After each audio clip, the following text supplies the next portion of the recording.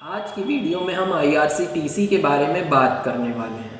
हम देखेंगे कि कंपनी अपने रेवेन्यू किस किस सेक्टर से जनरेट करती है, कंपनी आने वाले समय में अपने रेवेन्यू को किस तरह से ग्रो कर सकती है, और अगर हमें इसके स्टॉक में एंट्री लेना है तो कौन सा प्राइस बेस्ट रहेगा। अगर आप देखें तो IRCTC हमारे देश की इकलौती ऐसी कंपनी है जिसको कि गवर्नमेंट ऑफ इंडिया ने ऑथराइज्ड किया है पैकेज ड्रिंकिंग वाटर बेचने के लिए, ऑनलाइन टिकट बुकिंग सर्विसेज देने के लिए, केटरिंग के लिए और ट्रैवल एंड टूरिज़्म के लिए। तो आप कह सकते हैं कि कंपनी एक तरह से मोनोपोली बिजनेस में ऑपरेट करती है। कंपनी का इशू प्राइस IPO के समय पे एक शेयर के लिए 300 रुपये था और कंपनी 2000 रुपये का हाई बना चुकी है। यानी 5-6 महीने में ही ये कंपनी अपने इन्वेस्टर्स को 6 गुने से भी ज़्यादा के रिटर्न्स बना के दे चुकी थी। लेकिन अगर आप देखें तो कोरोना वायरस के लॉकडाउन की वजह से इसके स्टॉक प्राइस में हमें एक शार्प गिरावट देखने को मिली और इसका स्टॉक लगभग 60% के करीब करेक्ट हुआ था। आप अपनी स्क्रीन पे देख सकते हैं कि कंपनी FY17 में अपनी कुल रेवेन्यू का 26% ही केटरिंग बिजनेस से कमाती थी, लेकिन वहीं FY19 में कंपनी अपने कुल रेवेन्यू का 55% केटरिंग बिजनेस से कमाने लगी। इससे हमें ये पता चलता है कि कंपनी अपने केटरिंग बिजनेस पे काफ़ी ज़्यादा फोकस कर रही है और उसको काफ़ी तेज़ी से ग्रो करने की कोशिश कर रही है। और वहीं आप अगर दूसरी तरफ देखें, इनके ऑनलाइन टिकट बुकिंग बिजनेस को देखें तो उससे रेवेन्यू में हमको कुछ गिरावट देखने को मिली है। यानी कि ये तो ऐसा रेवेन्यू है जो ऑर्गेनिकली ही ग्रो होगा। जब लोग इंटरनेट से टिकट बुक कराना शुरू करेंगे तो तब इसकी ग्रोथ हमको देखने को मिलेगी। तो कंपनी इसीलिए इस पे उतना फोकस ना करके केटरिंग बिजनेस पे कर रही है, क्योंकि कंपनी को पता है कि इससे हम ग्रोथ ज़्यादा तेज़ी से अचीव कर सकते हैं। तो कंपनी का किस सेक्टर से कितना रेवेन्यू आता है वो आप इस पाई चार्ट में अपने स्क्रीन पे देख सकते हैं। कंपनी किस तरह के अलग अलग बिजनेसेस में ऑपरेट करती है वो हमने एक चार्ट के थ्रू आपको दिखाया है। वो चार्ट आप अपनी स्क्रीन पे देख सकते हैं। मैं चाहूँगा कि आप एक बार वीडियो को पॉज करके इस चार्ट को ज़रूर देख लें। इसमें एकदम अच्छे से बताया हुआ है कि कंपनी किस किस सेक्टर में ऑपरेट करती है और किस किस तरह के बिजनेसेस हैं कंपनी के। तो जैसा कि आपने देखा है कि कंपनी का 55% रेवेन्यू केटरिंग बिजनेस से आता है, तो हम सबसे पहले इनके केटरिंग बिजनेस के बारे में समझ लेते हैं। आप अपनी स्क्रीन पे देख सकते हैं कि रेलवे स्टेशंस पे जितनी भी पानी की बॉटल्स बिकती हैं उनमें से केवल 45% बॉटल ही रेल नीर की यानी कि IRCTC की होती हैं। कंपनी का टारगेट है कि इसको बढ़ा के वो 80% तक ले जाएंगे।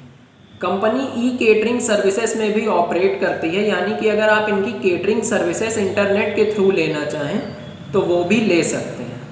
और अगर आप देखें तो इनका ये सेगमेंट 20% से भी ज़्यादा तेज़ी से ग्रो कर रहा है। केटरिंग सर्विसेज से आने वाला जो रेवेन्यू है, अगर आप उसका ग्राफ देखें अपने स्क्रीन पे तो आप देख सकते हैं कि वो भी कितने अच्छे से ग्रो कर रहा है। अगर हम इंटरनेट बुकिंग इंडस्ट्री की बात करें तो हमारे देश में पिछले 5 साल में इंटरनेट बुकिंग इंडस्ट्री 20% से भी ज़्यादा से ग्रो हुई है। अगर हम देखें तो इंडियंस अपनी कुल GDP का केवल 3.5% ही ट्रैवल और टूरिज़्म में खर्च करते हैं, और अगर देखा जाए तो ये भी 12% से ग्रो हो रहा है। यानी आने वाले समय में हम अपनी कुल GDP का और ज़्यादा हिस्सा ट्रैवल एंड टूरिज़्म में खर्च करने वाले हैं। जैसा कि आपने देखा होगा कि कई सारे डेवलप्ड नेशंस में लोग काफ़ी ज़्यादा पैसे खर्च करते हैं ट्रैवल एंड टूरिज़्म पे, तो वो भी कंपनी के लिए एक काफ़ी पॉजिटिव चीज़ होगी। और अगर हम डोमेस्टिक टूरिस्ट्स को देखें, यानी वो टूरिस्ट जो हमारे देश के हैं और हमारे देश में ही घूमते हैं, तो वो भी 10% CAGR से ग्रो हो रहे हैं, जो कि कंपनी के लिए एक काफ़ी पॉजिटिव साइन है। वहीं हमारे देश में आने वाले फॉरेन टूरिस्ट जो कि पिछले कुछ सालों से 8.3% CAGR से ग्रो हो रहे थे, उम्मीद करी जा रही है कि अगले 3-4 सालों में 9% CAGR की ग्रोथ उसमें भी देखने को मिल सकती है। अगर आप देखें तो हमारे देश में बुकिंग पेनिट्रेशन, यानी कि जितनी भी टिकट्स बुक कराई जाती हैं उसमें से कितनी ऐसी टिकट्स होती हैं जो ऑनलाइन बुक कराई गई हों, वो 73% है। और आने वाले समय में अगले 3-4 सालों में वो 85% के आसपास पहुंचने की उम्मीद की जा रही है। तो आपने देखा कि कंपनी काफ़ी अच्छे से ग्रो कर रही है। ये एक PSU है लेकिन एक ग्रोथ कंपनी है, इसमें बहुत तेज़ी से ग्रोथ हो रही है। तो हम इसके फंडामेंटल्स की बात कर लेते हैं। अगर हम कंपनी का ROE देखें तो वो 27% का है, ROCE 43% का है और पिछले 3 साल की सेल्स ग्रोथ लगभग 10% की है, जो कि बहुत ही ज़्यादा हेल्दी साइन है किसी भी कंपनी के लिए। अगर आप देखें तो कंपनी अभी 82 के PE पे ट्रेड हो रही है।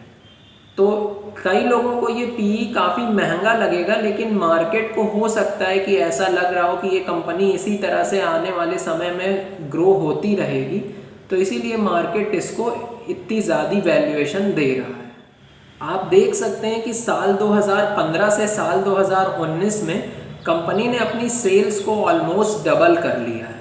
कंपनी अपने ऑपरेटिंग प्रॉफिट मार्जिन को भी लगातार बढ़ाते आ रही है और अभी कंपनी का OPM 20% का है, जो कि बहुत हेल्दी है। कंपनी ने अपने नेट प्रॉफिट को भी पिछले 5 सालों में डबल से भी ज़्यादा कर लिया है, जो कि बहुत अच्छा साइन है। ये दिखाता है कि कंपनी प्रॉफिटेबल भी है और काफ़ी अच्छे से अपनी सेल्स को ग्रो भी कर रही है। तो अगर हम इस स्टॉक में इन्वेस्ट करते हैं तो हमें किन रिस्क का ध्यान रखना चाहिए, आइए हम उसकी बात कर लेते हैं। कंपनी चाहे जितने भी अच्छे से ग्रो हो ले, है ये एक PSU यानी कि एक सरकारी कंपनी, इसको मिनी रत्ना का दर्जा सरकार की तरफ से मिला हुआ है। तो कंपनी एंड में आके गवर्नमेंट और पब्लिक का ही वेलफेयर सोचेगी, कभी भी अपने शेयर होल्डर्स का वेलफेयर नहीं सोचेगी।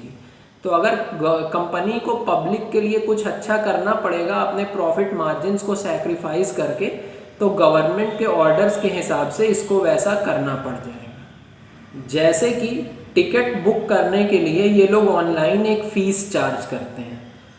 बीच में अभी थोड़े समय पहले साल 2015-16 में इस फीस को हटा दिया गया था, तो उससे कंपनी के रेवेन्यू पे एक असर देखने को मिला था। लेकिन अभी 1 सितंबर 2019 से कंपनी ने इस फीस को वापस से लागू कर दिया है।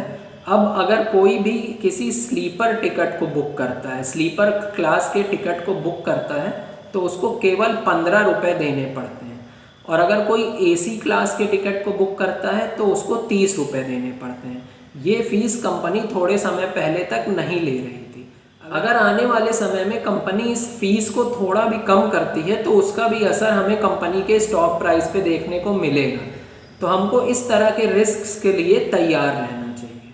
अभी हाल ही में कोविड-19 की वजह से ट्रैवल एंड टूरिज़्म सेक्टर पे काफ़ी बड़ी मार पड़ी है। कई सारे एनालिस्ट्स को तो ये भी लगता है कि इस सेक्टर को रिकवर होने में 3-4 क्वार्टर्स लग जाएंगे। तो ये भी इस कंपनी के लिए एक रिस्क है।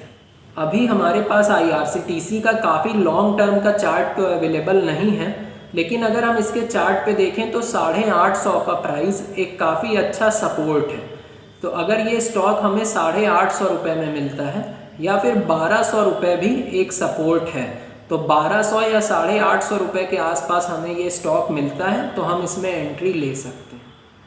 तो मैं उम्मीद करता हूँ कि आपको आज की वीडियो पसंद आई होगी। अगर आप चाहते हैं कि हम ऐसे ही और भी टॉपिक्स पे वीडियो बनाएं तो आप उन टॉपिक के नाम कमेंट करके हमें ज़रूर बताएं। जिस भी स्टॉक पे आप चाहते हैं या जिस भी टॉपिक पे आप चाहते हैं कि हम वीडियो बनाएं, आप वो कमेंट में ज़रूर लिखें। और इस वीडियो में हमने जो भी बात की वो सारे मेरे पर्सनल व्यूज़ हैं।